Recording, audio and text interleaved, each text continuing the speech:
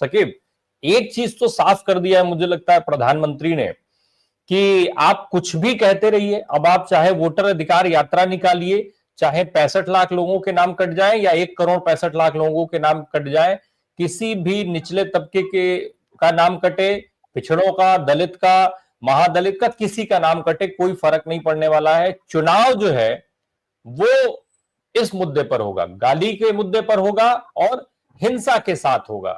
केवल गाली नहीं, गाली विद जो है हिंसा, गाली हिंसा के साथ, गाली का बदला लिया जाएगा, लेने की बात कही जाएगी, उकसाया जाएगा, भड़काया जाएगा, जितने प्रयास होने हैं वो सब कुछ किए जाएंगे, बस मुद्दों की बात नहीं होगी। अब सवाल ये उठता है कि विपक्ष मुद्दे की बात करता रहे, क्या फर्क पड़ता है? भाजपा की तरफ से तो कुछ आना नहीं है, कोई जवाब नहीं आना है, भाजपा तो इसी पे चुनाव लड़ेगी।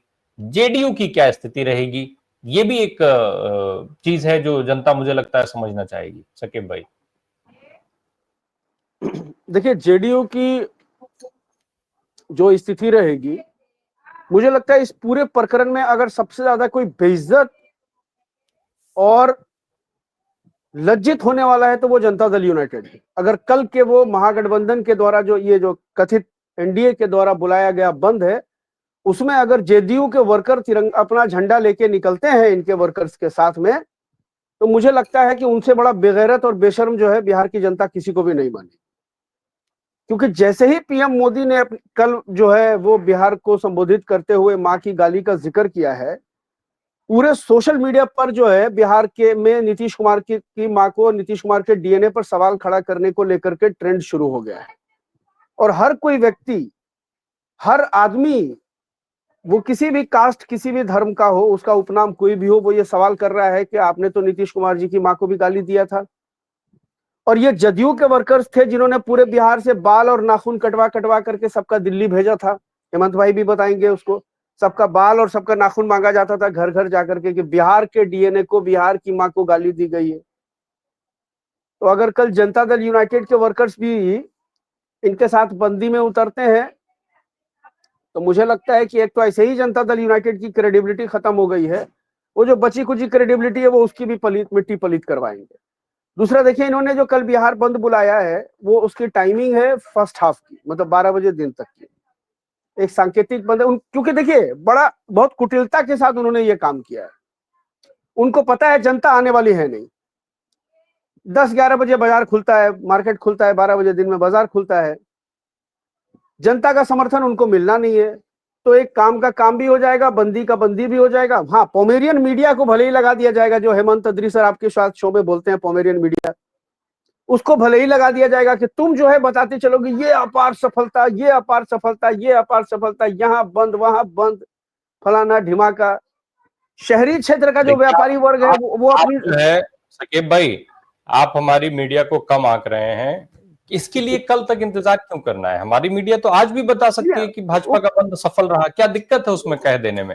वो क्यों कल नहीं से कह बता सकती रही है, वो कल ही से बता रही है। जब से ये बिहार बंद का मामला आया है वो मिनट टू मिनट अपडेट दे रही है, वो मिनट टू मिनट अपडेट दे रही है। लेकिन दूसरे पक्ष पर हम लोग बात कर लेते हैं राम प्रकाश भाई, वो तो हम लोग कल बिहार बंद पे फिर 1 बजे बैठेंगे, तब तक इनका बिहार बंद समाप्त हो जाएगा, फिर हम लोग बात करेंगे और तब तक और भी कुछ ग्राउंड रिपोर्ट्स भी आ जाएंगे। मेरी कोशिश होगी कि मैं अपने इलाके में कम से कम 9 बजे सुबह निकल के देखूं कि इनके बिहार बंद का क्या हाल है ना। तो ये मैं देखना चाहता हूं कि 9 जुलाई वाला बंदी और ये कल इनकी जो बंदी है, देखिए जनता इनके साथ जुड़ेगी नहीं, ये आप लिख करके रख लीजिए। हेमंत भाई भी आपको बताएंगे और राजेंद्र सर भी हैं जो बिहार में ही बैठे हैं, वो भी आपको बताएंगे। आवाम का जुड़ाव इनके साथ नहीं होने जा रहा है। जो शहर का व्यापारी वर्ग है, जो कथित चैम्बर ऑफ कॉमर्स वगैरह होता है, वो ऐसे भी इनका वोटर है। वो मोदी जी चाहे जीएसटी लगा दें, चाहे 50% टर्म टैरिफ लगा दे, वो इन्हीं के गुणगान करेगा, इन्हीं के पीछे नाचेगा। क्योंकि उसके दिल में वो रेड़ी पटरी वाला श्रमिक वर्ग, मजदूर वर्ग, उसके मन में उसके लिए कोई ये नहीं होता है, उसको अपना हित चाहिए होता है। और उसको अपना हित मतलब उसको लगता है कि अब्दुल की चूड़ी टाइट है तो चलो कोई बात नहीं है, कपड़े पर हम 50% टैरिफ बर्दाश्त कर लेंगे, तो वो ऐसे ही बंद कर देगा।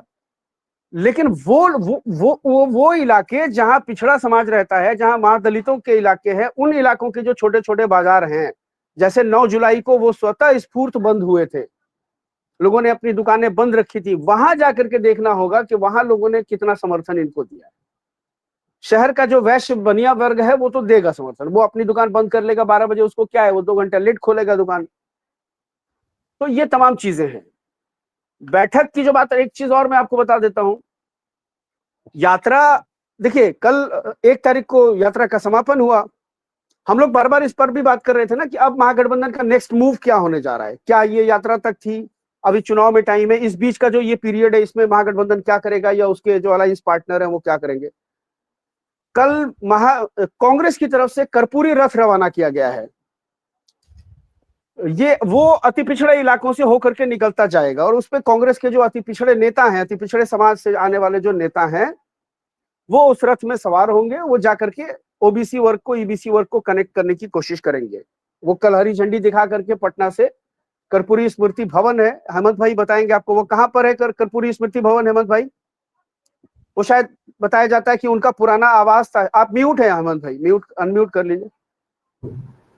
कर्पूरी स्मृति भवन जो है वो इसमें जो सचिवालय और राजभवन का जो इलाका है उसी के बीच में है। उसी बीच में हाँ, मुझे भी यही अंदाजा था। वहां से जो है हरी झंडी दिखा करके रथ को रवाना किया गया है और वो रथ जो है अब तेजस्वी का भी नेक्स्ट मूव आप देख रहे हैं कि तेजस्वी भी रथ निकालने वाले हैं।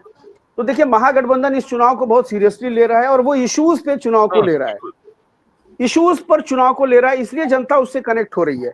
आप देखेंगे कि पूरे वोटर अधिकार यात्रा में शुरू में हम लोग जो है हफ्ता 10 दिन होने के बाद भी हम लोगों को लग रहा था, या और भी जो हम लोग राजनीतिक विश्लेषक के तौर पे बैठते, कई और हमारे करीबी साथी भी हैं, हम जो है उनको लगता था कि अभी बस यही एक वोट का मुद्दा है, बाकी तमाम मुद्दे जो है बिहार में वो जो है पीछे हो गए, वो गौन हो गए हैं, ना उस पर तेजस्वी चर्चा करते हैं ना राहुल चर्चा करते हैं। लेकिन उसके बाद आपने देखा कि लगातार तेजस्वी भी बोलने लगे, राहुल भी बोलने लगे, आरक्षण पर भी बात किया, पलायन पर भी बात किया, रोजगार पर भी बात किया, फैक्ट्रियों पर भी बात की, खेती किसानी पर भी बात की, महिलाओं की इज्जत और सुरक्षा पर भी बात की, लॉ एंड ऑर्डर पर भी बात किया।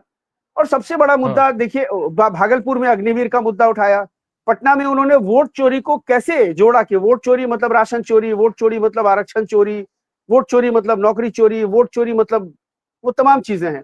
उसको जनता को कनेक्ट करने की कोशिश किया मुद्दों से कि ये आपके सवाल हैं और आपको इन सवालों से जुड़ना होगा। और यही एक चीज है जो भारतीय जनता पार्टी को रात और दिन परेशान किए हुए है। आज सिर्फ राजद की मीटिंग नहीं है, आज भाजपा की मीटिंग भी है, दिल्ली में पहुंचे हुए हैं विनोद तावड़े, दिलीप जायसवाल, विजय सिन्हा, भीखूभाई दलसानिया, सम्राट चौधरी, संजय जायसवाल, ये सब दिल्ली में है पहुंचे हुए।